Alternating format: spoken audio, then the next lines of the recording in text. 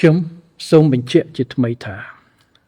កម្ពុជាមិនដែលរំលោភបំពានអធិបតេយ្យភាពរបស់ប្រទេសដទៃឡើយជាមួយគ្នានេះកម្ពុជាបដិញ្ញាចិត្តយ៉ាងដាច់ខាតក្នុងការការពារអធិបតេយ្យជាតិរបស់ខ្លួននេះពេលនេះកម្ពុជាបន្តប្រកាន់គោលជំហរទទួលខុសត្រូវដ៏មុតមមនេះដោយមិនមែនតាមរយៈការប្រើកម្លាំងតែប្រើច្បាប់ដោយមិនមែនតាមរយៈសកម្មភាពឯកតោភាគីតែតាមរយៈការរួមគ្នាដោះស្រាយដោយសន្តិវិធី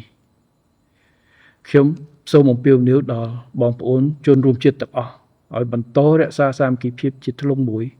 ប្រកបដោយទំនុកចិត្តខ្ពស់និងភាពរឹងមាំការការពារអធិបតេយ្យភាពជាតិគឺជាកាតព្វកិច្ចរបស់ជាតិយើងទាំងមូលសូមអរគុណ